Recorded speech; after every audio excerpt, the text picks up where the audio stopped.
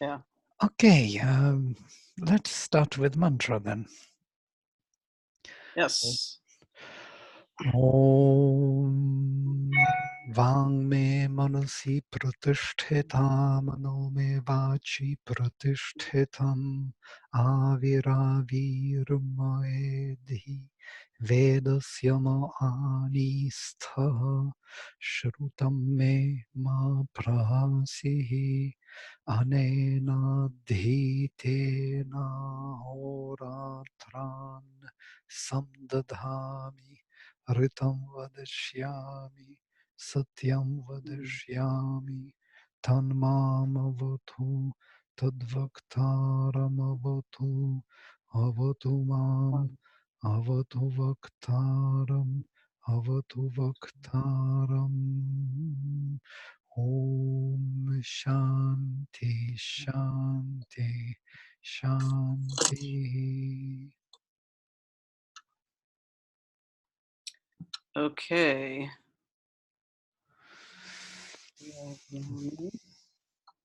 Okay, this is, well, go ahead. Yes, this we will take we took the hymn to Agni before. We can take a hymn to Surya or Savitar. It is the first hymn to Savitar from the beginning, and here it is also you can see Mitra and Varuna because Adityas are inbuilt in the Savitar, so to say. There are 7 brothers who are represented by Savitar. What is interesting about this hymn is, first of all, that the Rishi is very beautiful name, Hiranya Stupa Angirasa, literally the golden pillar, flaming golden pillar, as it were. So, and what is interesting here, it will give us a sense of how they view the whole manifestation. It is not. Can you real quick? Yes. Can I interrupt? Just real quick, refresh me on the 2 different the Purva Rishi. What was their name again? And this Angirasa is from the present, right? Rishis. Okay. Right. In the history, we can have this. We have this all the time reference to in the Rigveda itself, to the first and modern rishis. These first rishis are the ancient rishis, and there is a division on 2 different types of sacrifice, as it were. The first was sacrifice proper, Soma Yagas, as the oblations of Soma. That means the extract or what we distill from our experience here in this nature, and we offer that delight to the gods. So to say, we offer our nature to the gods, as it were, our bodies. That's why those bodies sacrifices. Yes. And the other is the offering of love from the heart, where Agni is viewed as Idya or Priya. So Yajatra and Priya, worthy of sacrifice and beloved. So this beloved Agni, which was discovered in the heart, was discovered by Angirasa Rishis.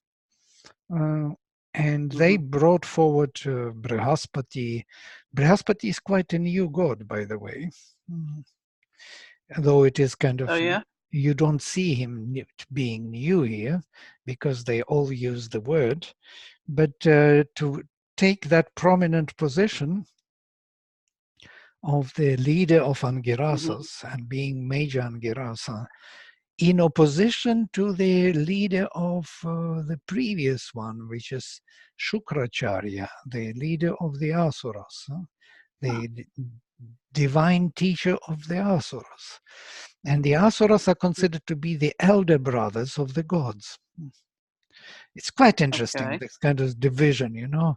Asuras as the first gods, they became Asuras more and more once this discovery was made by Angirasa Rishis.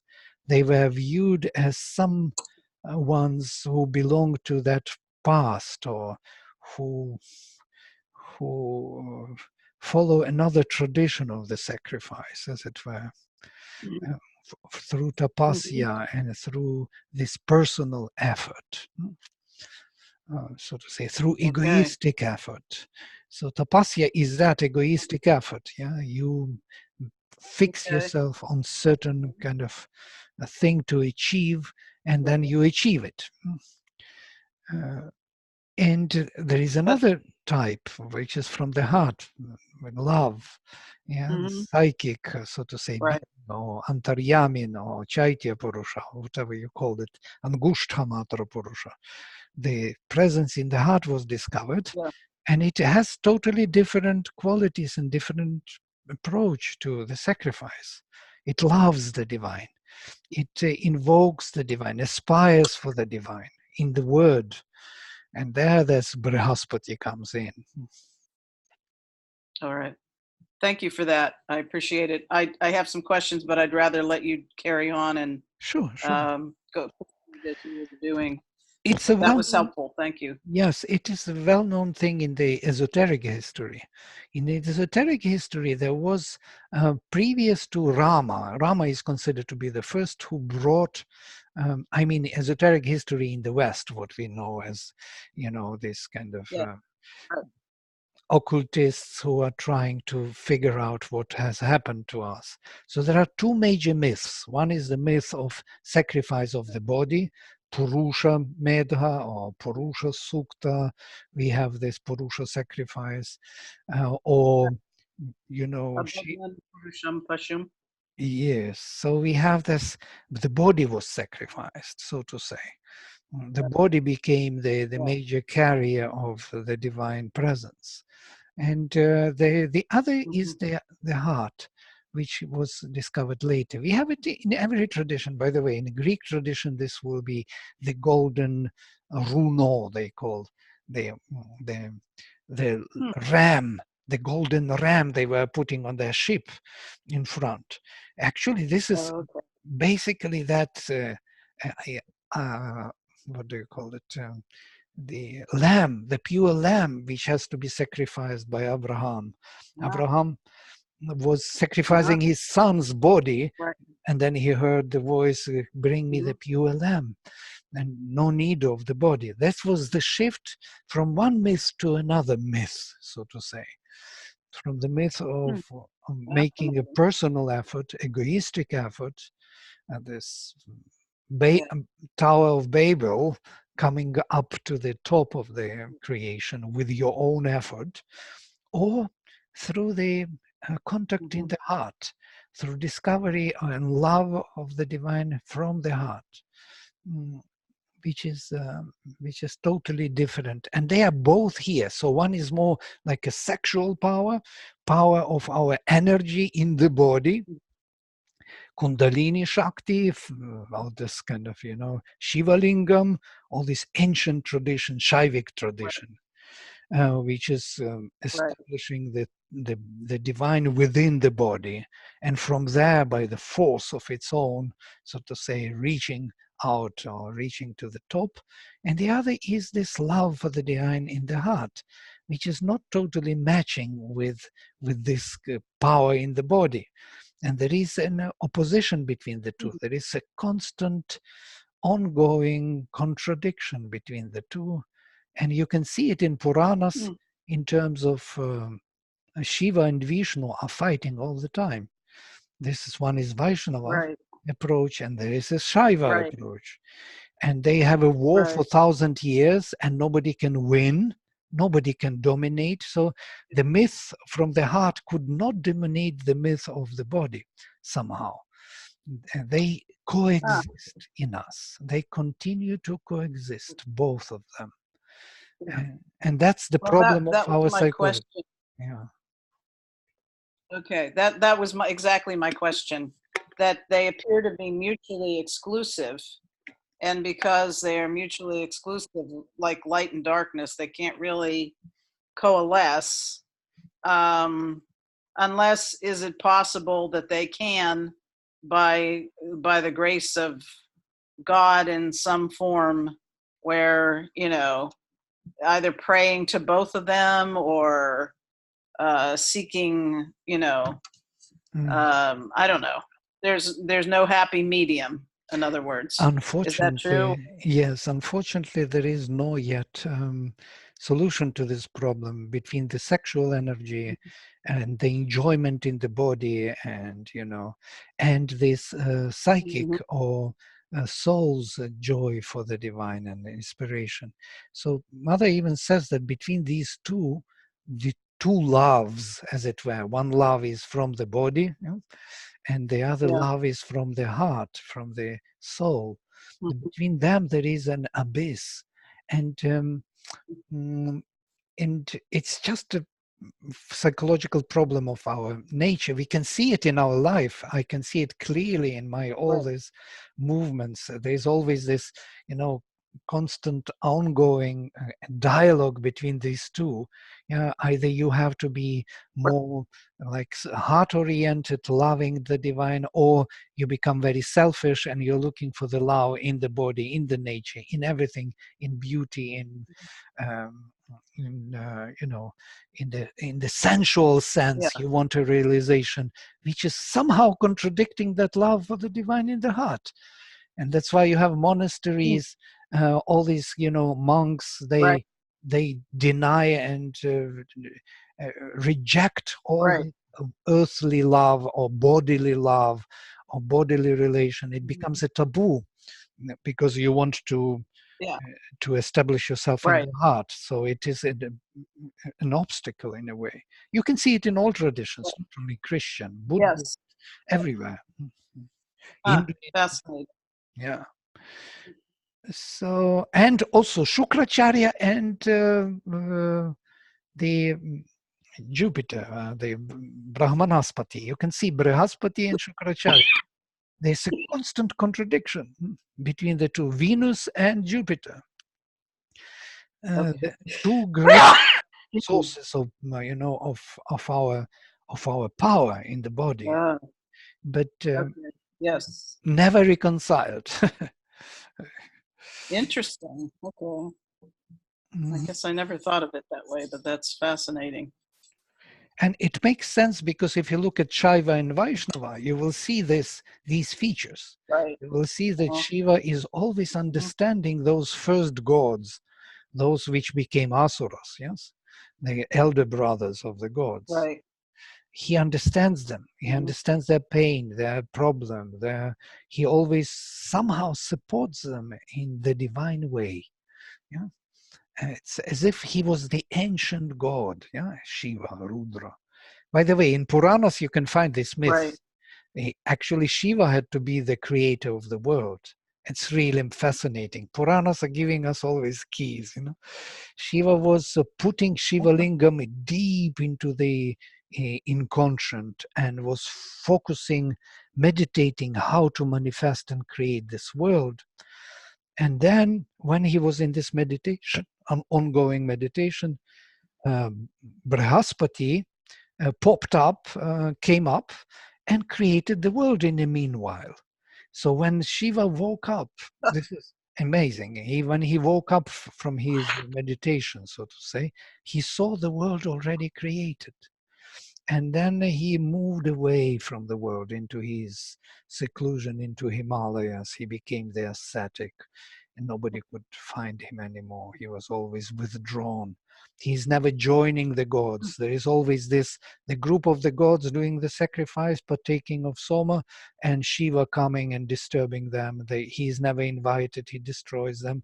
All these stories that he is apart, away from something what has happened. Mm. It's quite amazing. It's another indication Fascinating. of the Yeah. ancient creator. Right. Yeah.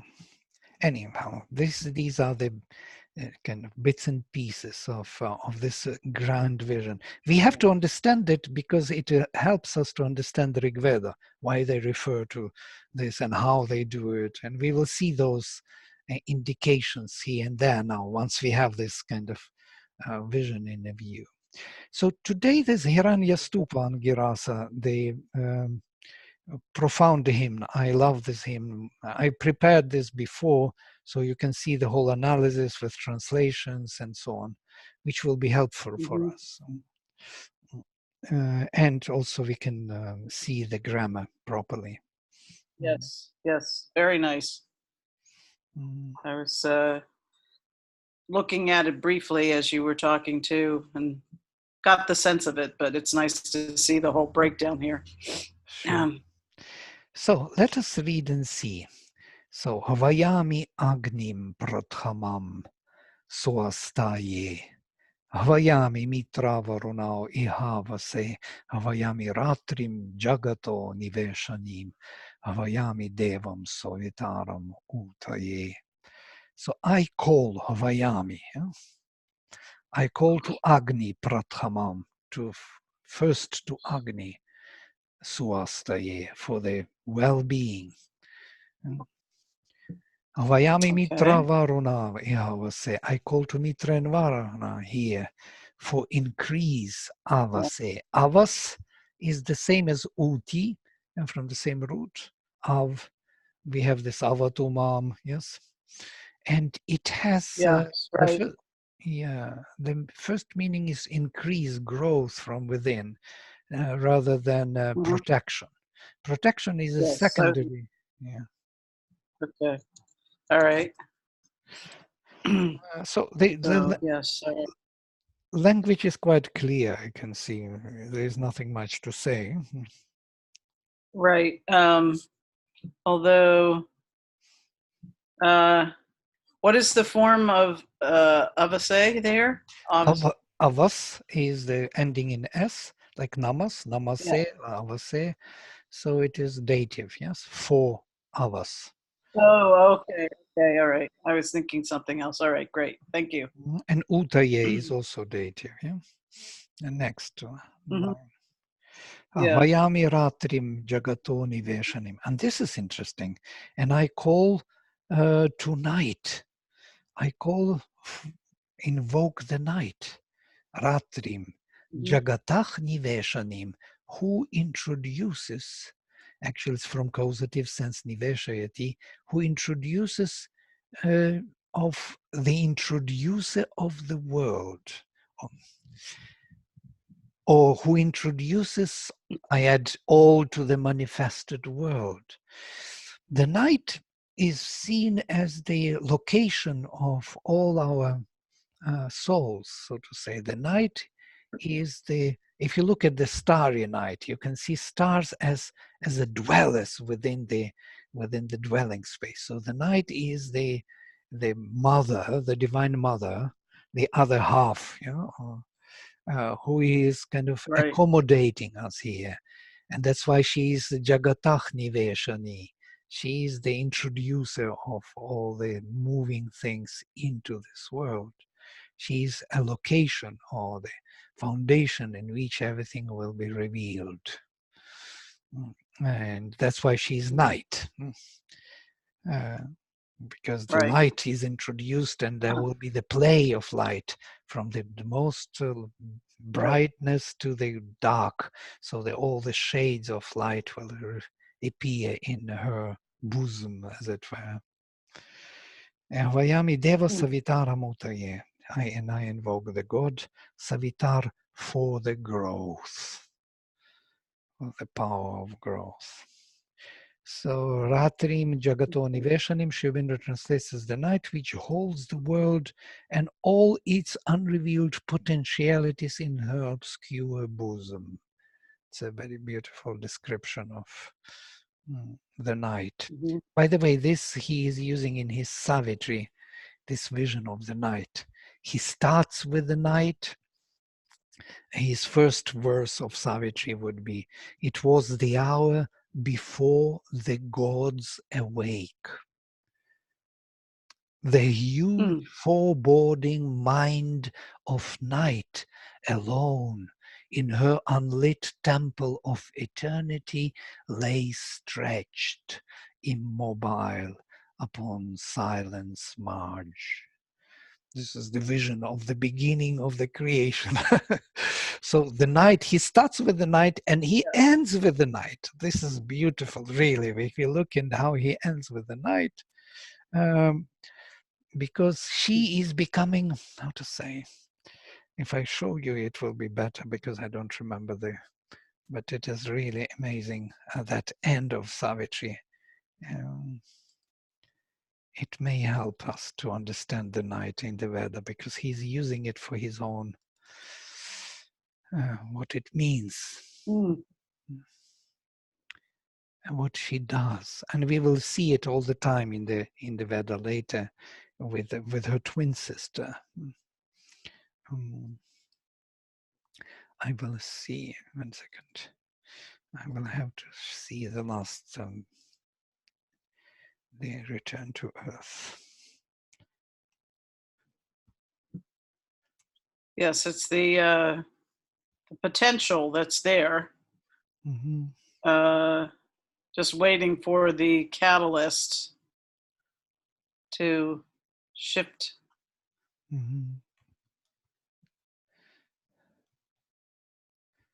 Yes, and she is actually the one who is Well, they have the what do you call it? All the potentials there. What's that called when there's yes, it's all there. Absolutely.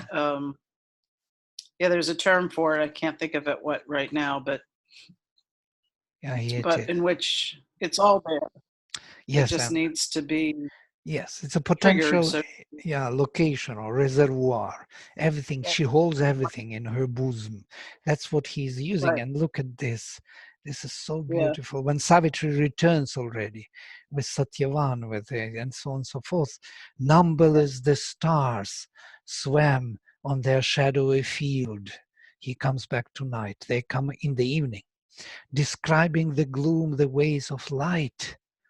In the gloom, the ways of light. Then, while they skirted yet the southward verge, lost in the halo of her musing brows, night, splendid, with the moon dreaming in heaven, in silver peace possessed her luminous reign. She brooded through her stillness on a thought, deep guarded by the mystic folds of light, and in her bosom nursed a greater dawn. She is pregnant with the dawn. She is nursing the greater dawn to come. So that's why night, this is such a beautiful poetic image of the night. And this is again Vedic imagery, because you see Rishi is not kind of rejecting night. He's inviting night. He's calling to her. She's the friend. Right. She's not in opposition. This is amazing. Right. You will find it only in the Veda. In the post-Vedic, night is something else. Huh. Yeah, that is. So yes, and what he did was he basically took this and expounded upon it in a poetic fashion, for lack of a better way to describe it. That was so yes, and this is, I mean, his conclusion is what you just showed was a conclusion, the conclusion of it, which is actually also the beginning because of the way it concluded. Right, absolutely. The beginning and the end is night. In one sense, it was night before the gods awake, because when the gods awake, they breathe light into the night. They become starry night. And in the end, she is pregnant with a greater dawn, and she's nursing and bringing forward. So we are awaiting for this dawn to come. Right. Back to and with all of its potential and all of its full expression. Absolutely, yeah. So she is absolutely necessary for this process of manifestation. She is Jagatah Niveshani. She is the introducer of the world, or as he says, here, which holds the world and all its unrevealed potentialities in her obscure bosom. Yeah, that's the definition. The second verse. Yeah. Yeah. Nina. Is it calling out vocative? Say it again. It doesn't show up on my, hold on 1 second. Can you move the screen up just a little bit because I cannot see the second verse? Okay, I just, yeah, second verse is starting again with the darkness. You can see dark spaces and Savitar. Akrishnena Rajasa Vartamano Niveshayan Amritam Martiyam Cha Hiranyayena Savitara Thena Devo Yati Bhuvanani Pashyan. Devo Ayati. Wait a minute. Devoyati. This I is here, which is stuck with the previous. Rathena Devoyati Bhuvanani Pashyan. That's the proper rhythm. Let me move it down. And here you can see the beautiful Akrishnena Rajasa by the dark space. Vartamana, Avartamana, he returns, so to say.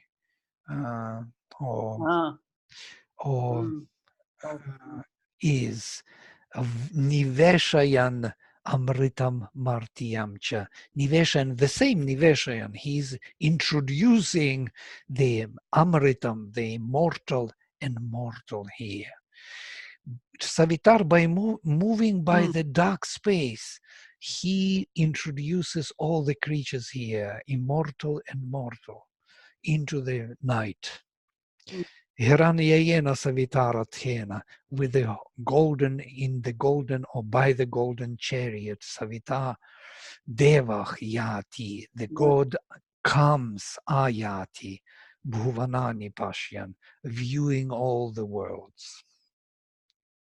So expanding by and through the dark spaces, introducing and determining the immortal and the mortal in manifestation, the god Savitar comes in golden chariot, seeing all the becomings in this world.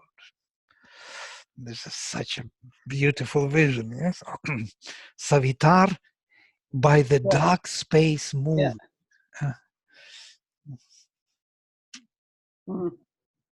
Yes.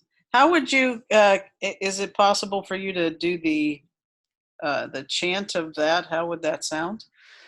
Krishnena Rajasa Vartamano Niveshayan Amritam Martiyam Cha Hiranyayena Savitar Rathena Devo Yati Bhuvanani Pashyam.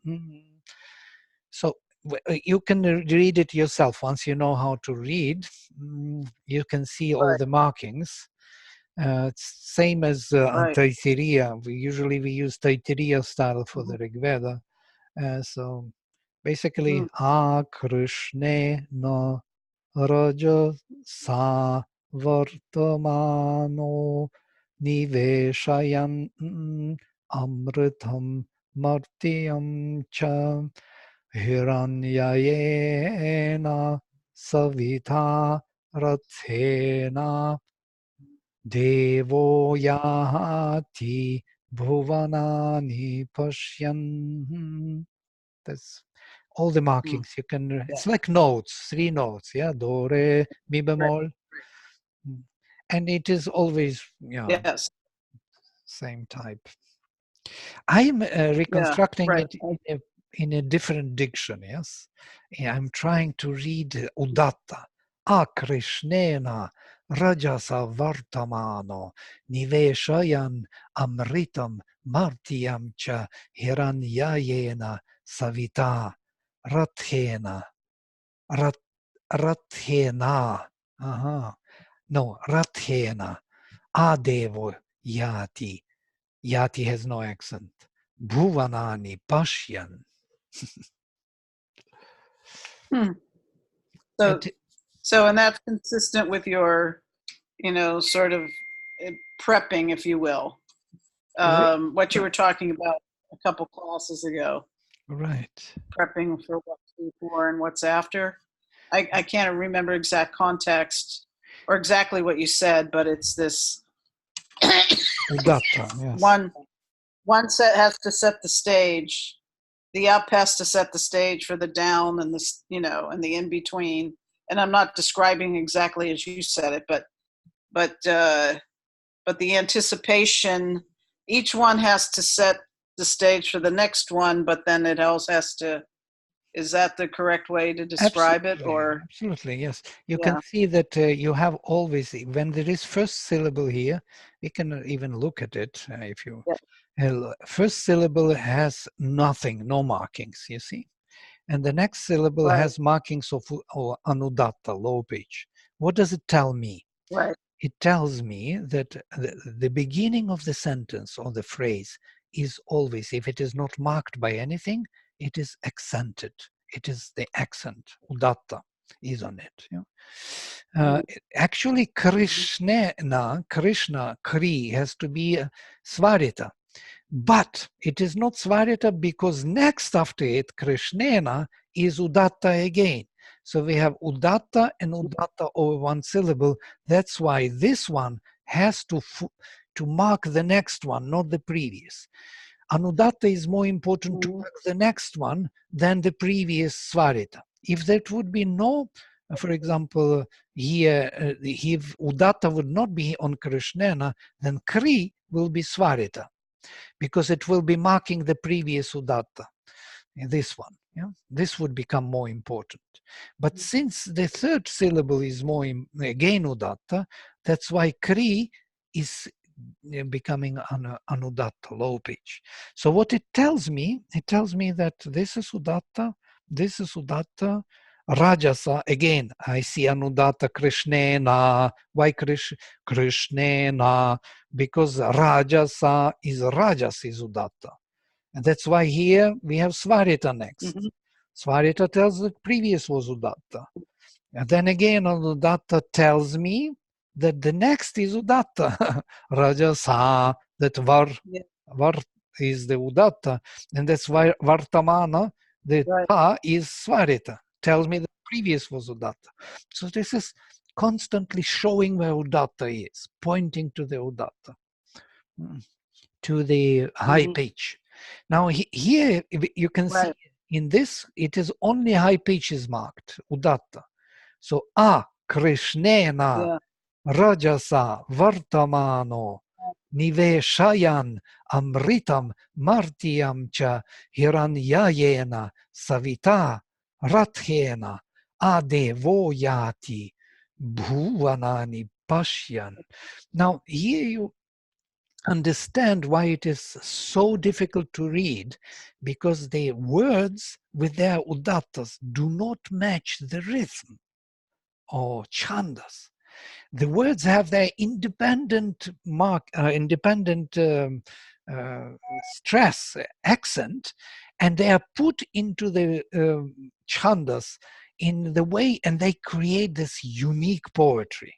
That's why in the tradition, what they do, they have these markings. They read only this way, Krishnena Rajasa Vartamano, in this way, and then all in Ekashruti they read for the rituals. Krishnena Rajasa Vartamano, this way. So they don't reconstruct, they don't go back to this reading, because this is so difficult. Why not? Because it's difficult. It's really totally difficult. Or try to read it properly as a poetry with a proper accent.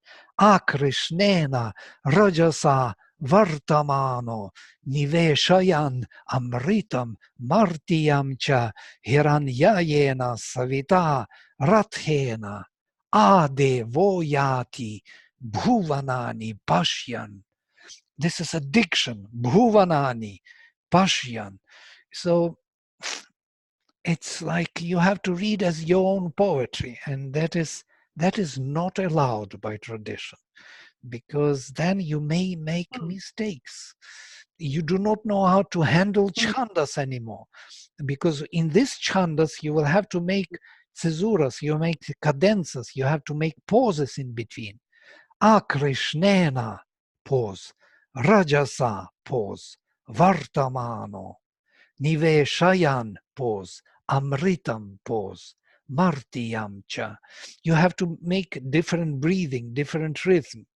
By the way, this is a well-known thing in the Greek poetry. You can look into the Greek poetry matrix, so to say, meter, and you will see how they handle these 11 syllabic padas or 12 syllabic. They have these kind of pauses in between. Yeah? The first half is usually iambic, and the conclusion of Trishtup is trochaic. They have different rhythm. You know, one is ta ta ta ta, and the other is ta ta ta ta. So you will have very complex situation with meter, and with these plus to it, you have the stress complexity of the verse. So each verse is uniquely standing out. You know, of course, I was thinking and still think that the reconstruction of proper reading would be a marvelous, marvelous exercise for us, just to think how Rishis were using these verses, because they, for sure, they didn't read this way, yeah, as it is prescribed by Vedic. And for sure, they didn't do Ekashruti, because nobody reads like robot. Yeah.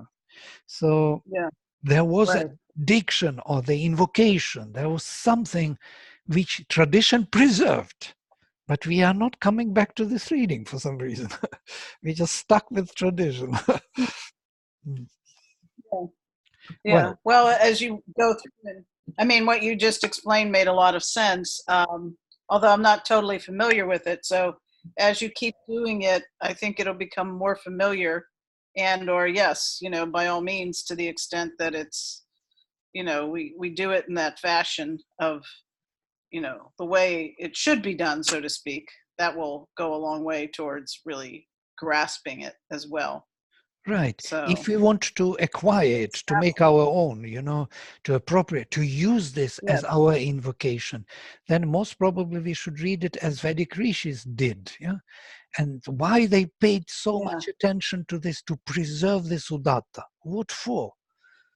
Udatta, by all means, had to be preserved, and it got preserved. We have the accent in each word. Here, it is marked in this way. This is what we got. Now, these are the proper words, how we have to pronounce them in Sanskrit. Nobody today pronounces these words in this accent. Yeah, it's just not the case. No kidding. So nobody would say. Do they even know? Well, they don't even think about it. The accent was lost from 200 BC. Oh, really? Yeah, so they're not even aware. No. They're not even aware of. Not aware. Not Nobody at will all? say no. Nobody will say Amrita, as an immortal. You will say Amrita, but not Amrita, and the accent is on Ri. Yeah, this is the Vedic accent of the word Amrita. Amrita means immortal. It's like too much. Right. It's too much to ask. Or nobody would say Devach anymore. This Devach, it's constant accent. Devach, Devau, Devach. So not Devach. Everybody would say Devach today. Nobody would say Agnich anymore. It's only Agnich. Yeah? So what can we do with this? We can't do much. But just being aware about it and trying to know that we can do it differently and why is kind of helpful. Right. Right. And to the extent that there's an opportunity to record it, as you just, you know, to do the recording of it, as you just proper reading. recited or to explain. Proper reading. Yes, I was involved in this for several years. I was doing all these recordings, and I was kind of musing on this. I had to listen to the verses, you know. It's not only reading, it's just to hear it, to hear these kind of accents, because they create this kind of rhythm. And when I read like this, I understand the meaning. I don't need to translate it. This is a weird part of it. You can hear the meaning. Ah, It's like yeah. devo yati. Yati has no accent because the verb usually doesn't have accent when it is not in the beginning of the phrase. So, or when you see some invocations, vocatives, you will feel the flow of and the diction of the rishis. It's like the breathing and Mhm. speaking, you know. Yes, yes. Of course, it takes a level of a first exposure to all of it, continuous exposure in a way, but also, of course, as you said, the having the awareness as you're doing it, or as you're listening to it, because otherwise you're like these people who are just reciters of it without really understanding or even being aware. They're, maybe without intention, they end up being mechanical around it, but still, They had to preserve the if text, they're, you know. That's what could they yes, do? yeah, They just have to become mechanical. Absolutely, absolutely, it's yeah, 100% mechanical. Otherwise, they would not be able to preserve it. They would start modifying it or start, right, interpreting it. Interpretation yeah, modification had to be removed totally to preserve the text. yeah, yeah. Okay, I see. Yeah, fascinating though. It's Mhm. certainly But fascinating. they did their work, and now we have authentic text. Only we don't do anything with this.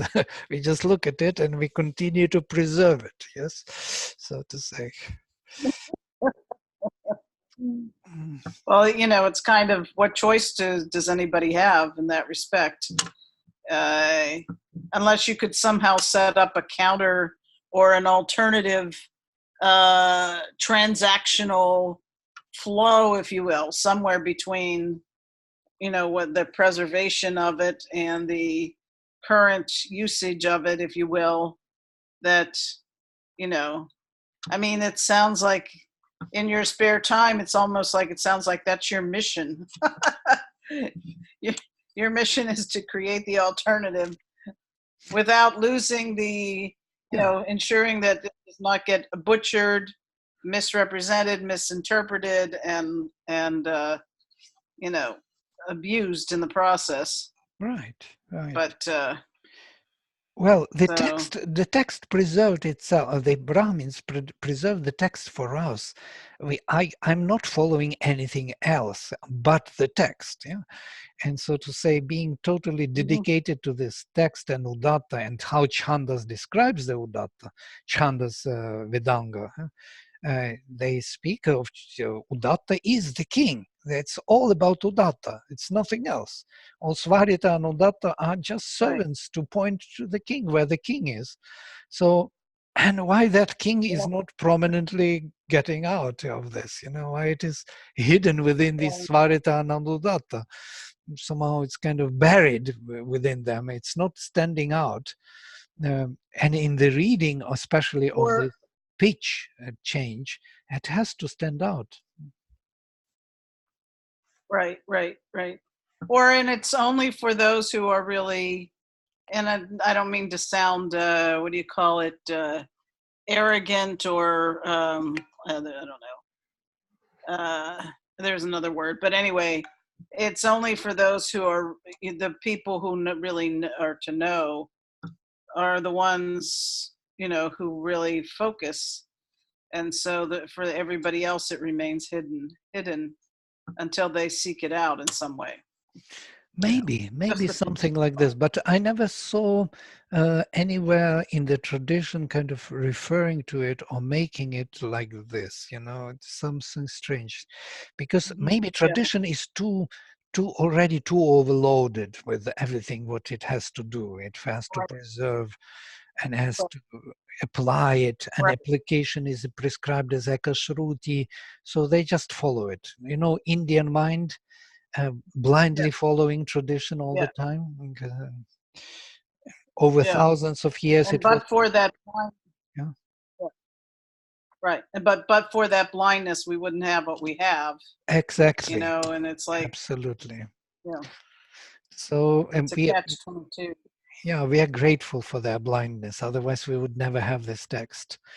As it is in other, they say that if you have scriptures, if you would rewrite, if the Vedas were written, they would not survive this long period. It's only the oral tradition can really fix it, without changes.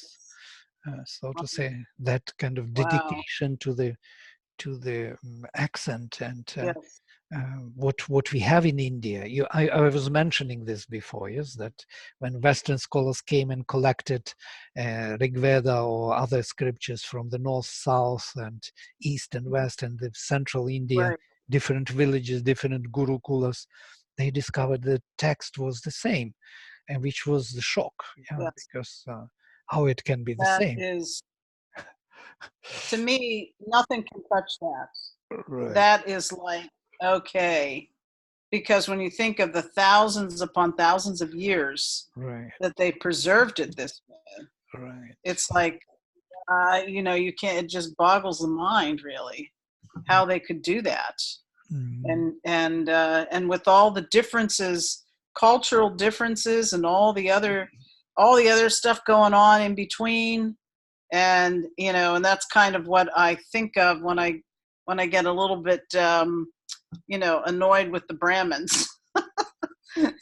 Because when you encounter these guys, and I'm sure you've had your fill of your taste of them as well, is when they're so uppity and so arrogant, and so you know mhm, and they turn their noses down at you and all that, and it's like, mhm, and then you think, okay, well, all right, cut them some slack, because but for the fact that they maintain they're responsible for maintaining this whole tradition for thousands upon thousands of years, and that mhm, too with such an astonishing degree of accuracy. It's like, that's the price to pay, I guess, or that's mhm. the trade-off with that. But Absolutely. but Mm, that blows me away when you think of it. It just blows me away that they did mm. that. The- And yeah. now they're faced with the new challenge is maintaining it in the oral tradition, Mm, even now, yeah. when you have all this writing. Yeah, unfortunately now oral tradition becomes more and more like mixed up with the oral tradition and the reading. So they have already printed texts. They started to read. You can see in Right. gurukulas. You can go there. I've visited many gurukulas, and I was making even movies about Brahmins. I can send you the link. Uh, I was making movie on Yeah, I would like to see that. Avadhanam. Avadhana is a very interesting um, thing what they do in India. You will just see that. I was attending to several of these sessions. The poets on the spot, they create poetry and how they do it, and it's amazing. What a kind of memory power! What kind of everything! Yeah. It's just you would not believe, and it's happening now in India today. Yeah? There are many Avadhanis who Mhm. do this kind of for the sake of mm, fun. Yeah, it's not really even serious. It Yes. just shows that it's Yes. entertainment of some kind. Creating poetry. Right. Yeah. Mm, I would like to see that link also. I've seen at the ashram in Pennsylvania how they will get together sometimes, mm, and it sounds to me like, like in the West we have these, when the musicians come together and they all play off of each other, you know, and what these guys do is they come together along those lines of entertainment, and they just bounce off of each other in terms of chanting. And it's fascinating to watch. Of course, I have no idea what's going on, but it's just it's fascinating to sit there and watch them and just see how they move from one group to the other, you know, whether they're Rigvedis or Samavadis or whatever, and they just, and, you know, of course, the impact of that chanting, you know, I have no idea what they're saying or what the poetry of it is, if you will, but just the listening to it itself has, and just how they do that, and they're all just laughing and having a great time with it, you know, as they do the you know, trading off from one to the other. Right. So That's I fun kind for of get them. a sense of it. Yeah, that's entertainment. That's what they do. It's really very high quality entertainment. You know, we don't have such entertainments Yes. anymore. We are very Yeah. basic and very brutal in our kind of approach to the joy of, you Yeah. know, being engaged in some games. I have these Avadhanis who are Right. in Kovuru in Andhra Pradesh. I visited them. There are families who live there and speak only Sanskrit. Yeah, from the children speak Sanskrit. Really. Children from the childhood, they don't know other languages. They're only Sanskrit. Yeah, you have to hear how these children Oh my and how they speak. It is so fascinating. They have their own, you know, kind of Yeah. ways of putting Sanskrit into this childish language. It's something really to listen to, and. Yeah. And these Avadhanis who are speaking Sanskrit, they become these poets, yeah, and then they just enjoy all the time. They get together. One starts with one verse, creates another, and that leads by meaning to another, and somebody catches up and starts continuing, and they are all in tears, in joy, sitting in this room together with those kids, you know. Unbelievable. And simple people, you know, have no money, just room, something incredible. Right. Yeah, I can imagine that. Yeah. They call it jamming. When musicians get together, they call it jamming. Mm-hmm. They have jam sessions where they play off of each other and they go round and round. Right. So when these guys get together, I call them the jamming Brahmins, jamming Brahmins, Yes, yes. because it's the same kind of, but it's Absolutely. much more profound. And it's, you know, and of course you can feel it. That's the thing, what you just said, you know, the Sanskrit and the way they do it. And it's very high entertainment, because even though I can't follow exactly what they're saying, but I can feel it. You can feel it in the, you know, the way it's being recited and everything. Right. It's beautiful. It's very beautiful. So When Sanskrit yeah. is alive, it's very, very different. It's like, it's beautiful. You feel the purity in every thought, in every word, in every expression. And there is a purity of consciousness, and whatever they say, it feels right, you know. It feels in its place.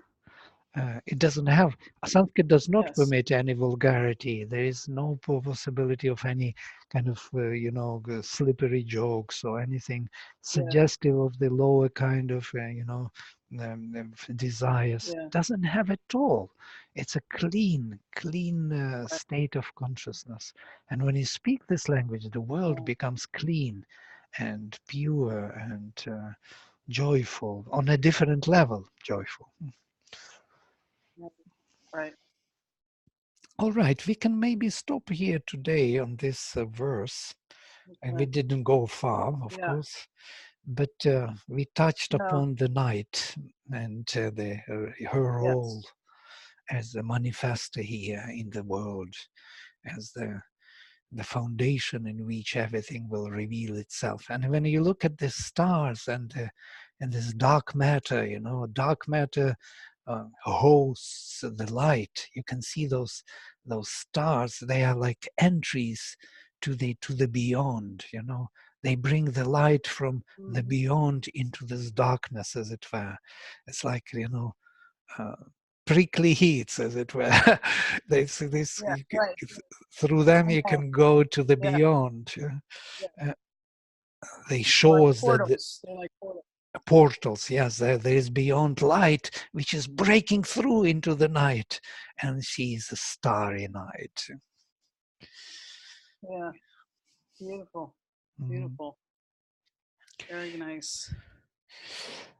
Okay, right. Well, let us then close with the mantra and come back next time to the next verse. I will send you the file. Right. You can see what is there if you would have questions or something. Thank you. Yeah. Yeah.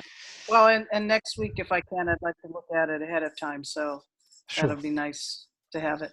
Yes, I will send you And, immediately. Yeah. okay.